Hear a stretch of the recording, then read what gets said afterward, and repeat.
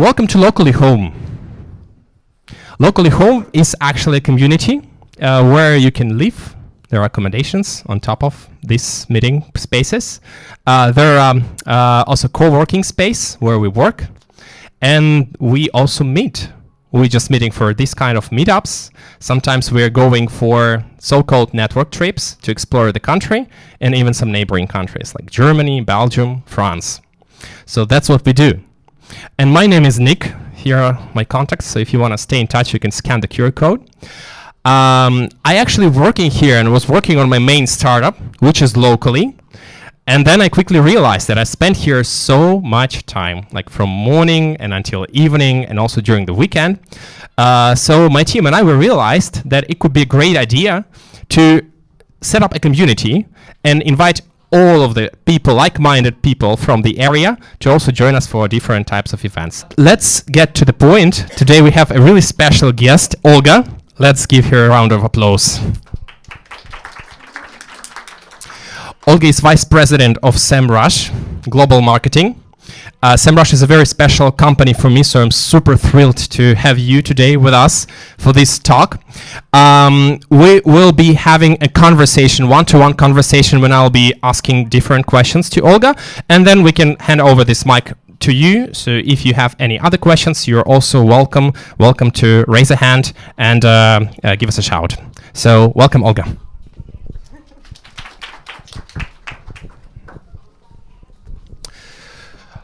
All right, so how many people in this room know what Semrush is? Who knows Semrush? Okay, yeah, who uses Semrush? Okay, so you have a lot of, target audience to tell them about your product. To be quite honest, I think this is a pretty essential thing for every startup founder, for every innovative product, because it helps you get covered with everything connected to SEO. So if you want your website or your app being visible on the web, so people can search it and you get like a free traffic, you should definitely use Semrush. That's why I'm using it as well. But Olga, are you a startup still, or are you a scale-up already? So first, thank you very much for a perfect pitch. And thanks everyone for coming. It's very unusual to see that many people in the audience. I'm not sure what about you, but I'm used to Zoom meetings and Google Meet, and it's so great to see actual people, like visible people. So here we are. So thanks for coming. I work in Semrush, and we help startups or actually any businesses to build their marketing online. And talking about like where we are right now, I wouldn't call us a startup. Well, there are like different definitions of startup. So it's either the size or like the number of ages you're working, you're functioning. So we're a fairly grown-up company, I would say. Like we have been in the market for almost 15 years now, I think, and there is like 10 million users. So I would say it will be fair to say that we are not a startup anymore, but what we do aim to do is actually to be very close to startup community, and that's again one of the reasons why I'm here. And like you said, startups is definitely like one of our target audiences, because if you're a startup, it's so essential to find the people who actually need you. So yeah, really cool. You are already on the market for a while, and your headquarters is in Boston, as far as I understood. But also, if I follow your story correctly, you opened your office, like pretty big office in Amsterdam just last year, or at least you had a big move of people. How many people have moved to your Amsterdam office in 2022? So, like you said, so our headquarters is in Boston. We also have a few offices across the States, across Europe, and the Amsterdam office was opened the last year. So far, it's 100 people and growing and counting. And we also have a fairly big hub in Barcelona, 300 people plus, Prague also like 300 people plus, and Berlin so far. So these are again, EMEA market is one of our key markets. So here we are. Yeah, it's actually a global, a really global product, like almost everywhere. But I'm wondering, why did you decide to choose Amsterdam specifically and the Netherlands in general for your new office? Okay, not the weather. Yeah. Sorry, couldn't miss it. Yeah, well, one of the reasons is definitely the community, right? And I'm quite sure all of you have experienced how great it is, like the community is here. So I would say that the Dutch community, first, it's very international, right? So everyone talks about New York as a melting pot, but I would say that, hey, Amsterdam is definitely not less. The amount of different nations I met here, like all different types of people. And I think the Dutch people were able to build this really welcoming spirit. Like, hey, everyone's English is fluent here, like, and everyone is so used to so many, again, different people of different nations coming in here that that they created this really unique ecosystem environment that when I arrived here personally, I felt at home like right away. So I never felt like alone or, being like different and again, not welcomed here like everyone. So again, it starts with very basic things like you talk to people in the street and they understand you. They don't say, okay, why don't you speak Dutch? Like, go away. No, they actually like respond in perfect English. So starting with this and ending with the smoothness of everything related to, let's say, government, like judicial like questions and all this stuff. So they build this expat programs. So in other words, yeah, it's a set of factors. So first, community, human side of things, and second, the system, like the how they were able to build the system and all the processes to make it easy actually to come here. Visas for highly skilled immigrants, again, document processes and stuff like this. But again, I'm quite sure you will be able to add more during our discussion. So you're Vice President Global Marketing. So can we say that Amsterdam is your European headquarters since you're there? Thank you very much. Well, I would say we definitely have a lot of talent here that are who are responsible for our marketing success. And if we talk about human resources and again talent acquisition, Amsterdam and Holland in general is definitely one of the best markets you can be. Okay, that sounds really inspiring. I'm wondering, so when you were picking Amsterdam as your next office, have you had any internal discussion and any other options? So have you had to choose out of a few European capitals, or I don't know, maybe not only European capitals?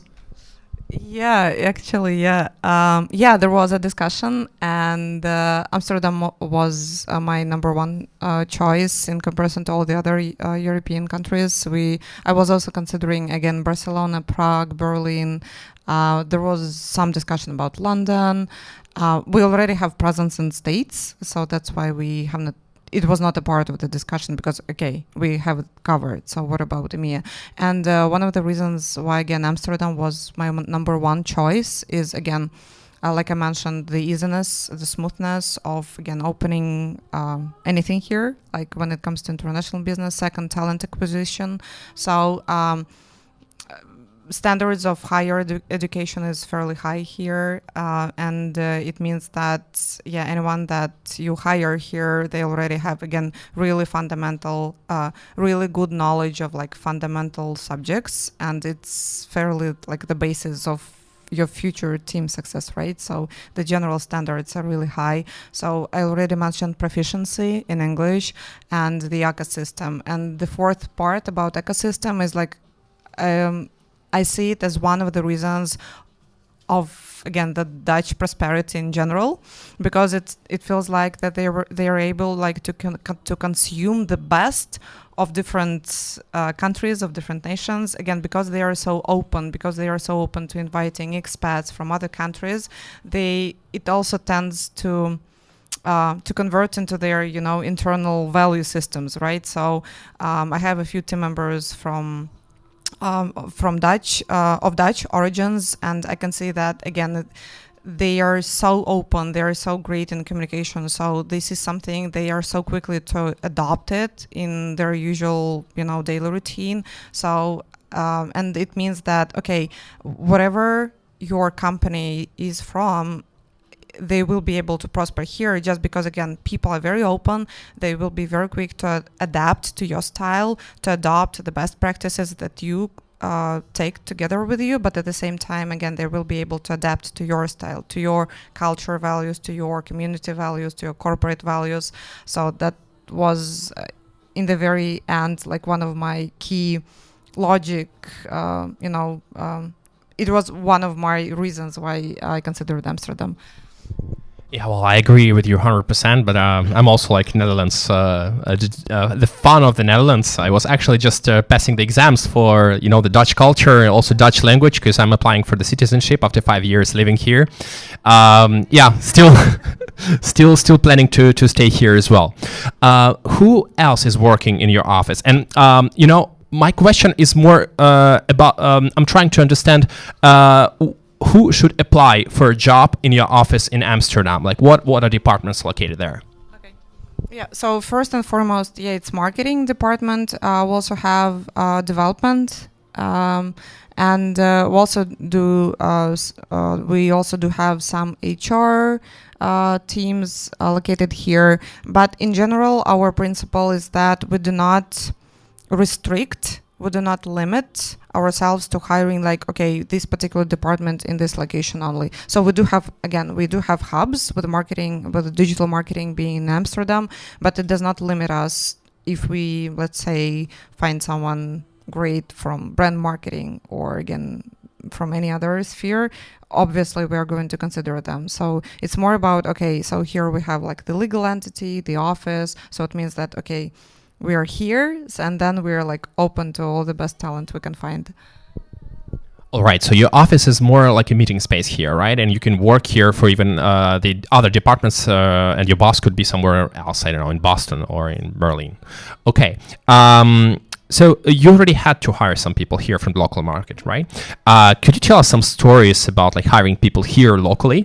Maybe you have some fun stories, because there is also this kind of culture difference. For instance, I faced the big difference in the working culture between the United States, Eastern Europe, and the Netherlands, for instance. So here, most of the people prefer to have a very like strict work-life balance and leave the office after 5. So our team is one of a few people who are staying, for example, here at the office. We're working here in the co-working area, and after 5 we are almost alone here. Okay, so first funny fact is, so I have more than 40 people on my team, and they're like, we work remotely. So 12 of them are located here in Amsterdam, and it's only one of them who is Dutch. So it tells a lot about local markets. So again, here you can find talent coming from all over the globe. So that's like one fun fact. So it means that basically it's only this Dutch person who leaves the office at 5. Yeah, and the rest, they just stay with us. But to be fair, he also the first to show up at like 8 a.m., which is like total nuts for the rest of us. But talking to some of the, I would say, stereotypes, I do find some of them true, meaning that so far what I can see is that the Dutch people, they do respect their right for, again, some high quality time at the end of the evening, meaning they do not necessarily spend their time at work, and but at the same time, again, like high discipline, so high work ethics. So this is what I can see. Another thing, so I already mentioned adaptability of, again, what I can see in the Dutch community. So this one Dutch person, and again, we have all other nationalities like coming from all over the globe, but this particular person already knows phrases in all languages that we can have, that we have in our team. So I could just say again how open this particular person is to everything. And another fun story, we did hire the second person, again of Dutch origins, coming from Holland, but he decided to move to Barcelona immediately. So again, we are very like fluid. So we were like, okay, of course. And the only question I said, like, why? You live in like the best city in the world, like Amsterdam. And he was like, Olga, weather. Yeah, that's really fun. Are you hiring now someone as well? You're open for hiring. Tell me how the hiring process is built, and what should I do if I want to be a perfect fit for Semrush and get hired with you guys? So, for instance, should I approach you somewhere through LinkedIn or something else? I would say that our hiring process is pretty standard, and we don't have any, specific procedures for this particular area only. So it's the same process for all our locations. So it means that, obviously it all starts with a CV and your LinkedIn profile. It's 21st century, right? So it means that, please do pay attention to your LinkedIn profile. It does not mean that it will be the only thing that we're going to assess, but it definitely adds to your profile whether you are passionate about what you do, whether you are, do networking, engage with the community around your subject, or you're like, okay, your LinkedIn profile is dead, basically. So yes, your CV, your LinkedIn profile, you share it with us. Then there is first HR screening. Then if the recruiter team sees that you may be a good fit, then it means that your CV is passed over to the hiring manager. So that's like the second screening. If it all good, then you have the first interview with the HR person, then the second interview with the hiring manager. It may be an additional interview with your peer colleagues, and the final interview, again, depending on your seniority level, with the director level or VP level. But in other words, my key point here is it's no difference from location to location. So the most important thing is pay attention to the facts that you have on your CV, and since again it's a global environment, make sure that you showcase your international experience as well, or at least that you are ready for it, right? Because it's essential for us to know that, okay, you will be thriving in the global environment, in talking and to people from all types of different cultural background, and showcase it. So a lot of people would like to work for a big tech company like Semrush. By the way, one of the facts that I know about Semrush is that you guys are listed at the New York Stock Exchange. So actually everyone could also buy some stocks from your company. That's basically a big milestone for every startup to get through IPO. So maybe you could have some specific examples of the jobs that are open right now and where we can apply. What do you need from the applicants, and what should they do on their new job? Okay. So I would say that so far we are hiring again across all the departments. Unlike many other companies, we didn't do any layoffs and we continue hiring. And I know that we are searching for some head of product marketing for our units. I'm searching in my department for a senior email data analyst, if any. That's your chance. So your question is like how to get or what to...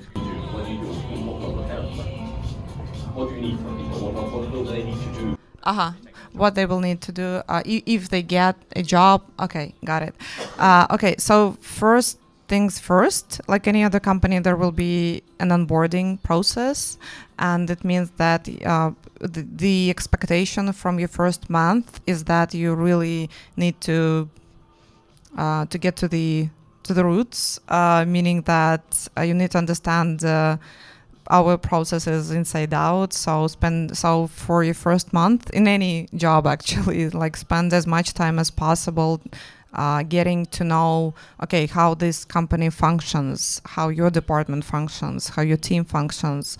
And I think it's very essential that you do not limit yourself to, again, your particular area of responsibility only. So let's say, again, email data analyst job. So one could say that, okay, you need to know, again, how to analyze, the database, data science, data modeling, and so on and so forth. But my answer to that would be that I would always favor someone who does not only understand, again, the data modeling and their particular area, but if they up-level their knowledge to, okay, but how does this particular translates into business goals? How does this particular translates into marketing in general, company in general? So let's say that, okay, the company's goals for this year is to generate that much revenue. Okay, and this is like, this audience is their focus. So, okay, what I can do in order to contribute to that goal. So I would say that if you are able, again, to grasp not only everything, not only, in your direct responsibility area, but around you, you will be successful in any job. Probably you find this answer a bit too generic, but honestly, for me personally, again, in my career specifically, there is one thing that always helped me, and it was not about like any hard skill or any particular knowledge. It was, the outlook, the wider, the ability to see a bigger picture. So once you do that, you will be a success. Well, probably the last question from me, and then we hand over mic to all the audience. What is the next big goal for Semrush? So what's your next step? If you could tell us a little bit, reveal a secret. Yeah. Okay. Oh, yeah. There is a lot of exciting things. So obviously, as any company, our revenue targets are very ambitious. So we just closed, officially revealed our 2022 results. It was plus 35% revenue growth, which is pretty phenomenal, given again the size of the company we are. But again, for this year, it's also double-digit growth, and my department has like plus 40% year-over-year growth targets. Some departments, even more. So for us, well, first and foremost, it's always revenue. It's always what business tells us. And it's revenue. The second part is we are launching the so-called App Center, and imagine that it's like the app store for all types of marketing apps you may need. Because what we do realize is that, okay, we can be great developers of our own product, but there are so many needs, and sometimes there are like micro needs. Okay, I need to analyze my followers on Instagram, or I need to analyze my competition's ads. And there is no way we are able to code a program for every single demand out there in the market. So we decided, instead of creating everything, we decided to curate. And it means that we created the platform that basically hosts all types of marketing apps. And one of our goals, I would say long-term goals, is actually to be, I would say again, the app store for any marketing app that you know. And the best part of it is actually some of our competitors are already in our app store. So it's like a win-win, but it's also again kind of puts us out of competition, so instead of creating competition, we're basically hosting it. So one of our long-term goals would be to develop the app store that we have, and to partner with all types of app developers. So again, if you are building any app for related to marketing, to market research, etc., go check out Semrush App Center. And who knows, probably we're going to also host you on our platform as well. Awesome, Olga. Fantastic job. Thanks a lot. Does anyone have any questions? We now have an open mic. All right. Olga. Oh, sorry. Can you reveal, please, the structure of the team responsible for this marketplace of apps? Because we actually are facing the quite similar challenge at TeamShop right now. So I'm interested. What are the skill set you need in the team to build this kind of B2B marketplace? That's a big one. Okay, I'll do my best. But basically, yeah. So if I understood you correctly, you were asking, okay, what type of team you need to build a marketplace like this? Yes. Okay, got it.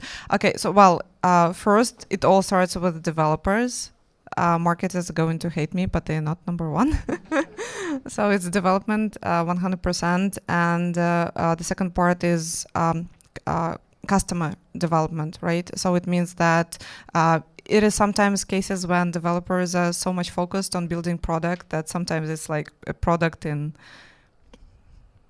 silo, like meaning and there is no particular audience for it. So it's essential that there is market research talent on the team who again who do cost dev interviews with customers to basically understand, okay, what we're building specifically. So developers, market research and product management, or at least one product manager who again is not a developer necessarily, but more about but possesses the knowledge of the market and understands the vision. So that's, I would say, the magic trio. Then on top of that, obviously, comes sales/marketing, depending on your model, whether it's again B2B sales usual model or whether you want again B2B to C type of model when marketing is responsible for revenue. So in the Semrush case, for example, marketing is responsible for revenue. So in this case, marketing kind of replaces the usual sales model. So I'm particular responsible for revenue I generate, not the sales team.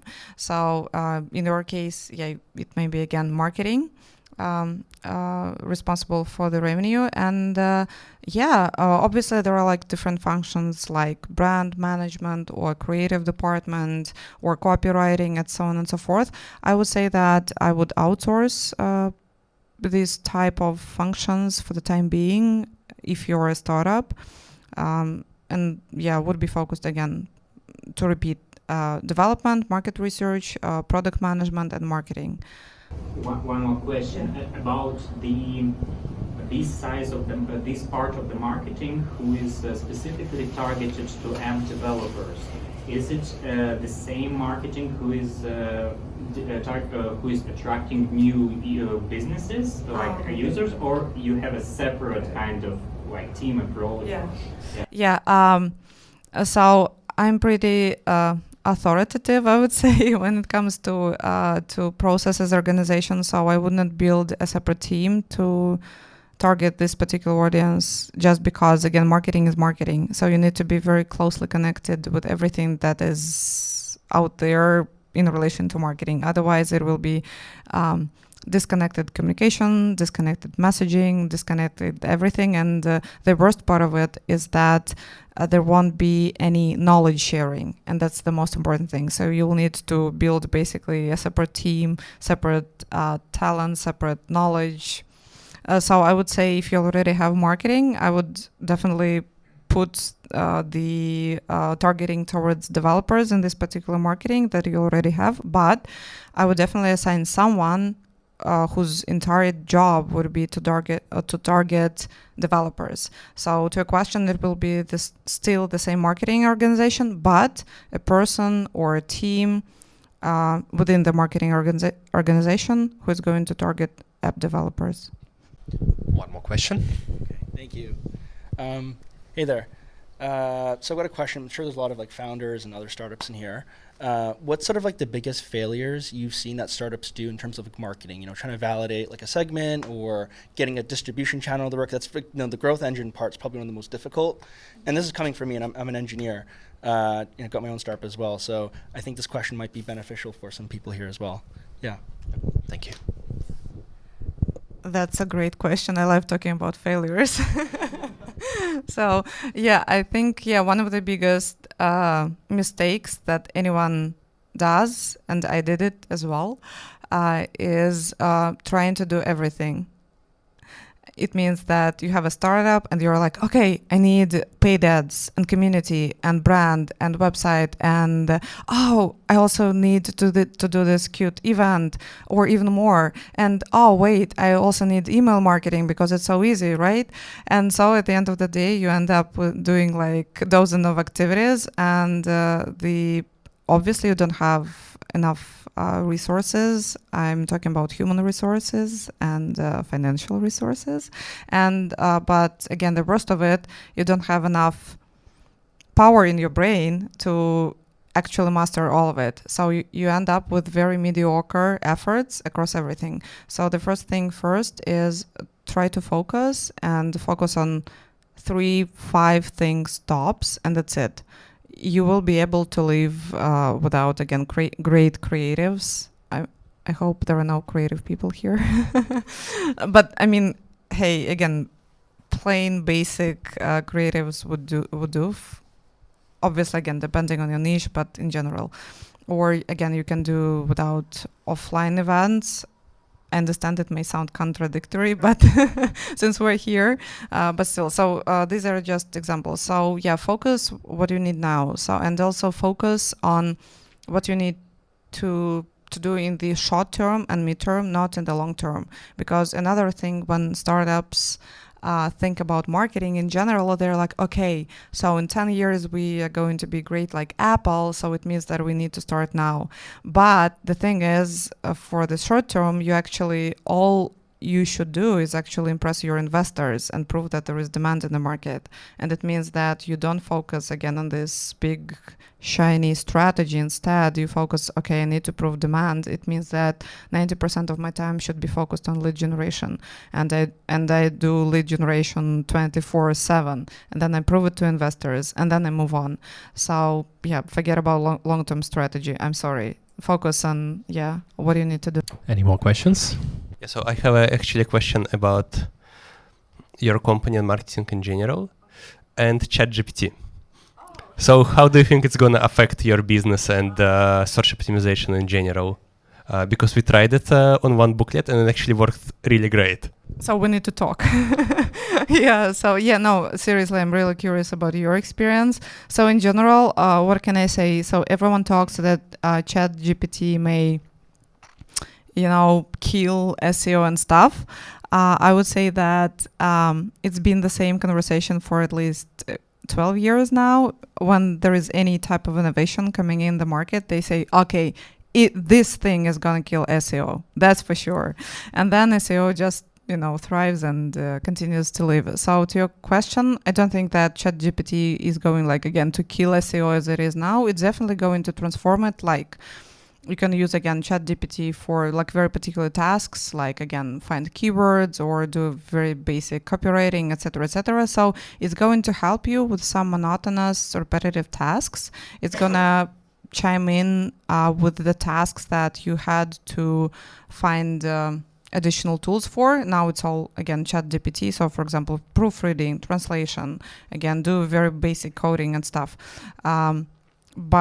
So your job here, our job here is to think, okay, so how this thing can help us on a daily basis and how we are mastering it.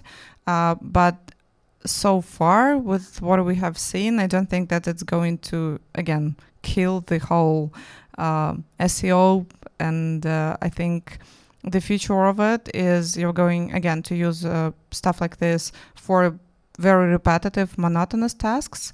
But whenever you are going to need more high quality, let's say, content for SEO, obviously you'll still need to hire a human being to do that. Or again, very, I would say, sophisticated analysis.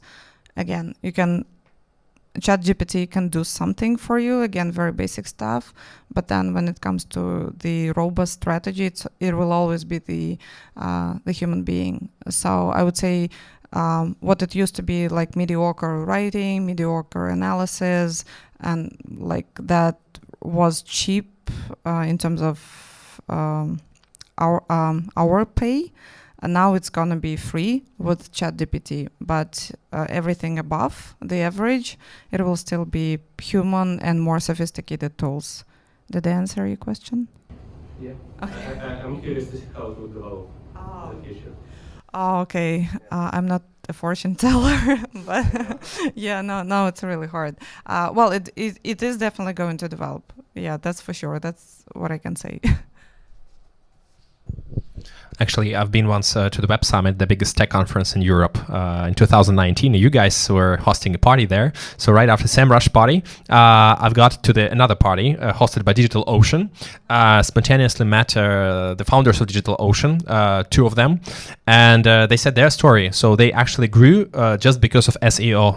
They focused a lot on this SEO, on getting developers with their questions regarding hostings, regarding cloud hostings, and this is how they built the community. Because in the final part of every post that they made, they were listing the advantages of DigitalOcean to the other players in the market. So SEO could make a lot of great things. Any more questions? Go ahead. Sorry, didn't mean to hog the mic here. Just kind of bouncing off ChatGPT 3. I'm doing so for my company. I'm doing a lot of. I'm working with the API for ChatGPT 3, and so I do a lot of prompt engineering. So what I'm actually finding is I think the future of search is going to move away from keywords to prompts or whatever. What's the word I'm looking for? Rather than search engine optimization, it'd be prompt engine optimization, because people are going to start to search things through chat rather than throwing it right in the Google search bar, because that's going to change. How is that going to affect marketing and because there's so much infrastructure built around SEO? Have you seen anything else kind of develop in the market moving towards prompt search optimization? I'm just really curious about that. I don't know. I know the code, but I don't know anything about this growth part. I have not noticed a lot of drastic changes, but what you shared, I think a good parallel would be voice search. So I remember 5 years ago when voice search started, there was a lot of talk about, okay, now everyone's going to use voice search for search. And 5 years later, here we are. So how many of us use voice search only?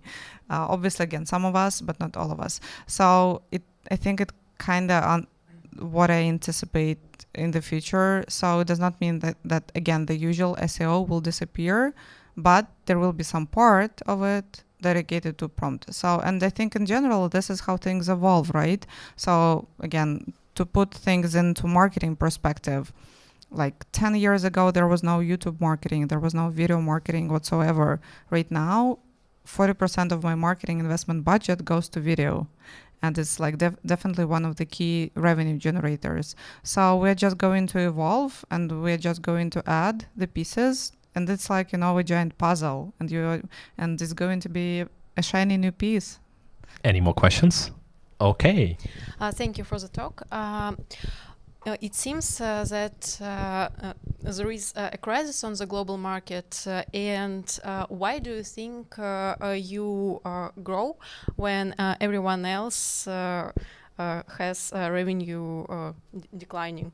So what's the main source that helps you to struggle with it?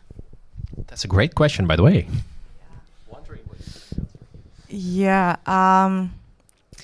I would say there is definitely a few factors to that. And first, it's just being fucking bold.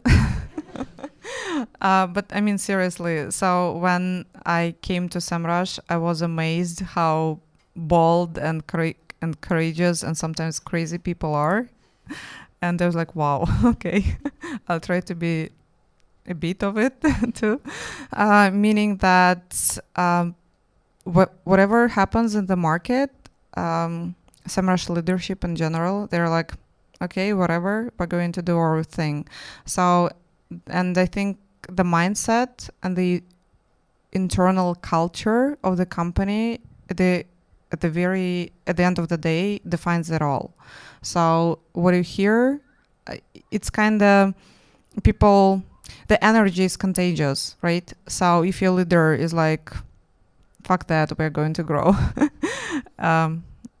And you can, filter it out then. 18 plus. Yeah. And the people are like, okay, what else can we do? And you just go, and I think instead of focusing on all the craziness out there, if you focus, sometimes the best you can do is just do the best you can. So you just focus on what you can do, and and the second rule is, regardless of the situation, you still put ambitious targets in front of you. So in many other companies that I know, it was like, okay, there is a crisis out there. Okay, we can probably alter our targets. We should redefine our strategy. In our case, it was, okay, your targets are still the same. And we're like, no, wait, there is crisis out there. And they were like, yeah, but we are going to empower you still with everything that we can. Like, we are going again to open new offices. Like, again, in the middle of the crisis, we were opening the new offices, we were continuing hiring, and we are still doing that. And we were like, okay, so there is support, there is, again, finance, there is support, there are, like, again, both financial and moral support of everything that we do. And hey, it all resulted in the numbers. So I would say, yeah, the answer would be, it's not even planning, it's not even, again, some fancy strategy. It's all about will, like really strong will and a bit of craziness. Thank you very much. First of all, thank you for your talk. It was pretty interesting. And I have a very practical question, because I am a founder of an early stage startup. And when it goes to marketing and testing hypothesis, first thing that comes to your mind is to, like, okay, you have a funnel, you know that here you have some problems, you fix these problems and do the next iteration. And mostly you use paid acquisition, because it's the simplest and the fastest way basically to check. You literally can do it like during, I don't know, week or two. You can check how, I don't know, your changes in your onboarding, for example, change the whole funnel. So yeah, and from my perspective, SEO is a more complicated tool and more kind of long-term tool, because it's it's about, as far as I understand, again, it's about like consistent posting a lot of content and like step by step going like making your website or whatever appear higher and higher in search. So what do you think about like using SEO by early stage companies? Do you really need to focus on it, or it's better to prefer this like more usual way with small experiments with paid acquisition and so on? So yeah, thank you. Yeah, actually, yeah, thank you very much. You raise a very important topic, like testing. And it actually is very connected with the previous question. So one of the other things that like defines Semrush is constant testing. So like you said, regardless that we've been in the market for so long, we continue testing. Every single hypothesis is being tested. No matter that you're like senior and you've been with a company and you know what you're doing, your idea is going to be tested. So there is no, again, status that you can miss testing. So to your point, yeah, number one will always be testing through paid acquisition channels. So I can just confirm that. And regarding SEO, I would, yeah, it's more beneficial in the long term. And I would say that it does not necessarily, you know, one thing does not necessarily cancel out another thing. So you use a perfect combo of things, but with the paid, you focus on very specific tactics, while with SEO, you can focus on, again, high-level niche that you have.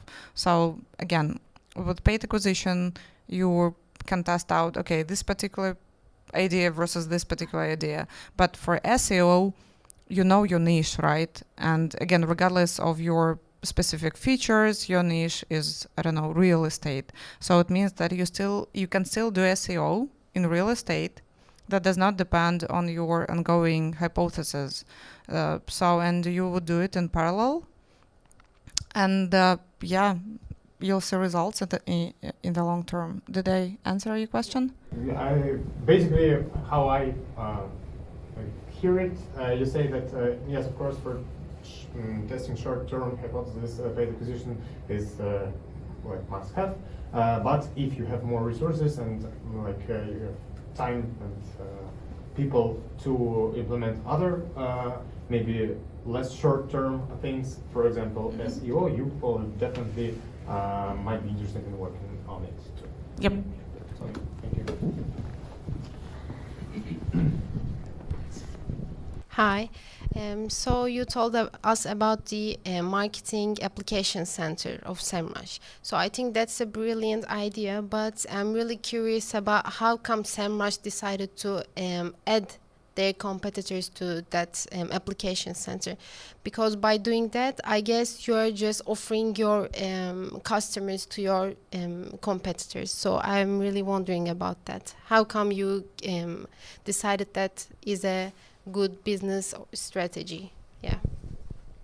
Great question.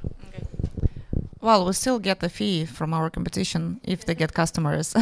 So in other words, it means that we again elevate ourselves from the competition. So instead of competing over the same customer with our competition, we say, okay, you guys take them, but we're going to own certain portion of your revenue. So, and it means that again, in no case we're going to be able to compete with every single marketing app out there in the market. So again, instead, what we're doing is we're offering, Semrush is great at marketing, and we really know how we can acquire the relevant traffic. So, and this is what we're going to do, right? And this is what we're already doing. We acquire highly relevant traffic to App Store, and then this traffic converts either with our apps or with our competitors' apps. But at the end of the day, it's still Semrush platform. So it means that we still monetize the incoming traffic. But what we did, we basically diversified our sources of income. So before it was only proprietary software. Right now it's both proprietary software and again competitors and all the other types of apps. So I would say this does not only increases our potential revenue, but it also gives us more longevity, more stableness in the market, because before we were counting only on ourselves. But now again, we have like this full portfolio of other apps that could work for us. Awesome. A couple of more questions. I was interested in how did you test this idea of making a marketplace, and how did you come? Basically, it's the same question. How did you come to the idea? But more not like I understand kind of problem that might be solved by such a product, but I'm interested in how you have proven and what you did before you started actually like implement it. How did you check that people from one side and companies from other side really need this marketplace? Yeah, that's a perfect question. So the answer is we're still testing it. So what we're doing is we still have our Semrush platform, and we have the App Center. So it's the same domain, but it's like a separate subdomain. And we are basically testing it. So our first hypothesis was, okay, is it going to be interesting for app developers? Are we going to lure app developers to our platform? To our App Center? And then we just reached out and said, okay, are you guys interested? The answer was, hell yeah.